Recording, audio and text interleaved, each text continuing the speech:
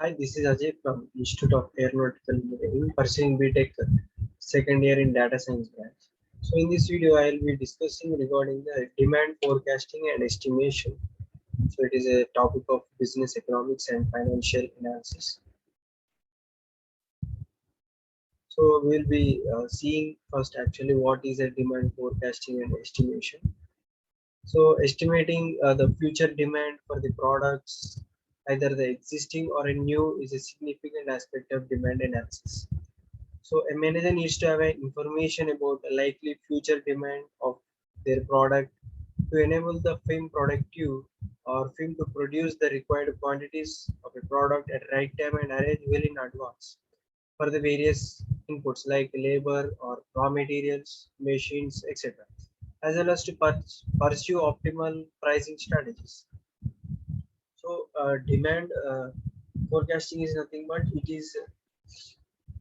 uh, it is a need to have information regarding future demand of their products. Like in Corona, we have a more demand regarding the masks, right?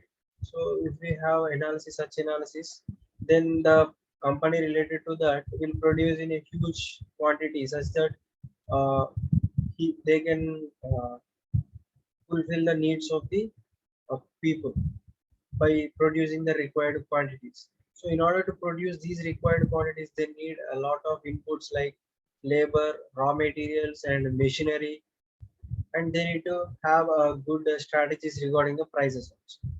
So that is regarding the demand forecast. Demand estimation and forecasting means it is nothing but predicting the future demand for the product under the given conditions and help the manager in making the decisions with regard to production or sales or investments, expansion or employment, manpower, etc. So these all factors includes while making the demand estimation and forecast, both in short run as well as in the long. Short run will be for less than 1 year, whereas coming to long run it will be 5 years or more also. So in this unit attempt has been made to discuss basic concepts of demand. So we will be seeing. So coming to demand estimation, in demand estimating, manager attempts to quantify the links or relationships between the level of demand and variables which are determinants to it. And it's generally used in designing pricing strategy of the thing. As I have discussed in the before slide that demand estimating not only deals with the improving improving or producing more quantity, it also deals with the pricing strategies also. And in demand estimation, manager analyzes the impact of future change in price on the quantity demanded. So find change on a price that market will ready to wear to sell its product. So over estimation of demand may lead to an excessive price and lost sales, whereas underestimates may lead to setting of low price resulting in reduced profits. So in demand estimation, data is collected for the short period, usually a year or maybe less, and analyzed in relation to various variables to know the impact of each variables, mainly the price of the on the demand behavior of customers. It is for a short period. Okay, so in demand estimation, uh, they may be considering the various variables. It may be consumption of customers, or it may be price, or it may be production. Whatever the variables they will be taking into consideration. So they will be estimating it for a period of year or less than a year. So based on that, they will be estimating the demand for the future. Right. Next, coming to demand forecasting. In demand forecasting managers forecast the most likely future demand of a product so that he can make necessary arrangements for various factors. As I have mentioned in the first slide, that it may be labor or machinery or it may be money, etc. And demand forecasting tells the expected level of demand at some future date on the basis of past or the present information. So based on that, they will be getting a clear-cut idea regarding the demand at some future, right? And it helps in the production planning and a new product development. It may be so if in some companies, if the product is not getting profits on their product, they may be updating that product in order to improve their sales, right? So the demand forecasting also helps in updating their products and enhancement of new schemes, etc. Demand forecasting is generally used for short-term estimation as well as long-term estimation also. Okay. Next, coming to some of the features of demand forecasting. So demand forecasting is a process that is used to investigate and measure the forces that determine sales for existing and new products. Okay, it is used to investigate based on the present products, and it is also used to uh, get analysis of a demand of new products also, which the company may release in a short period of time. So based on the present products which are made available, they will be making a survey on them or getting the data over them, such that they could estimate demand over the products that are going to be released new. Okay.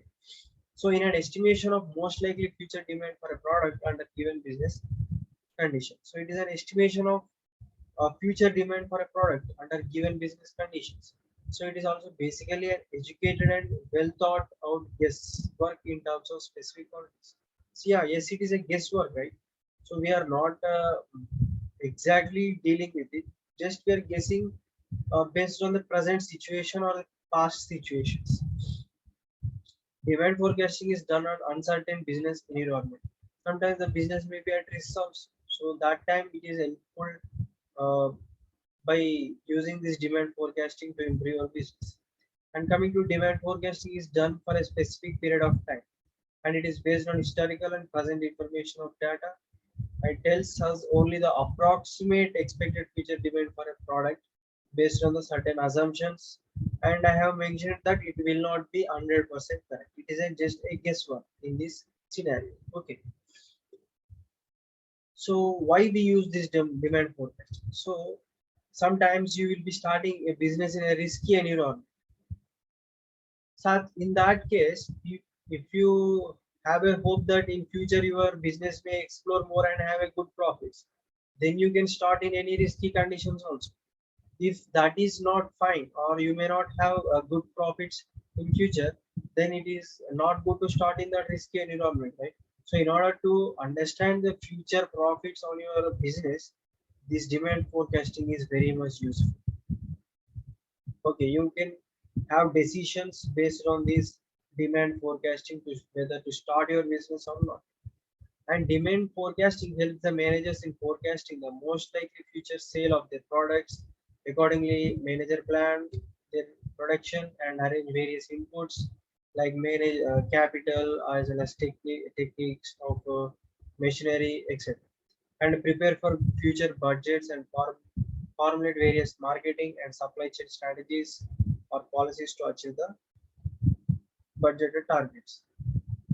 So this will also help us to certain extent in managing the future risk caused due to various business conditions, all as well as in optimum utilization of available business resources. So these are some of the purpose why we use demand forecast. Okay. Next, we have demand forecasting process. Specifying the objective of demand forecasting are: first, we need to determine the nature of the goods, then the time perspective, and determining the level of forecasting, and selection of proper method or technique for forecasting, data collection and modification, data analysis and estimations. So this is the process of demand forecasting. And we have some methods of demand forecasting also. So here I will be discussing regarding a few methods such as survey methods. So in survey methods, generally it is used in short run and and estimate the demand for new products. In survey methods, information about future purchase plans of potential buyers are collected through direct interview of the potential consumers or expert opinions. So in this method, directly they take the opinions of the experts. And the different approaches under the survey methods are consumer survey methods or collective opinion method. Collective opinion method is nothing but Salesforce opinion or reaction survey method, and experts opinion method or Delphi method, and market studies and experiments. So these are the different survey methods, right? And one more we have is statistical methods. So in these methods we use different statistical models like mathematical operations and equations we will be performing on the data. So these methods are considered to be superior techniques of demand estimation. Why? Because accuracy will be more in the statistical methods compared to the previous method, that is survey method. Okay. So in the statistical method, we have one is a trend projection method. In trend analysis, past data about the dependent and independent variables is used to project the sales in coming years. Assuming the factors responsible for the past trends will continue to behave in similar manner in future also, as they did in past in determining the magnitude and trend of sales of a product. So in this method, a data set of past sales are taken at specified time, generally at equal intervals to depict the historical pattern under normal conditions. So on the basis of derived historical pattern, the future sales of the company are projected. So this is about trend projection method. And so I will be concluding now regarding this demand analysis and forecasting is that an important feature of demand analysis from the manager point of view is demand forecasting for established as well as for a new products. So demand forecasting is a process to estimate future demand of a product under some given circumstances. And these forecasts helps the company in short-term production planning as well as formulating the optimum purchasing policies, pricing policies, and short-term financial requirements and suitable labor policies, etc. So these all things they can manage by using demand forecasting. And in long run, demand forecasting helps in taking capital expenditure decisions related to business expansion or capacity enhancement or setting up a new production unit, modification and upgradation of technology. So planning long run financial requirements, capital structure, investment programs, manpower planning, etc. So these all decisions can be made by using demand forecasting or demand analysis. Okay. So this is about demand estimation and forecasting. Thank you. This is Ajay signing off.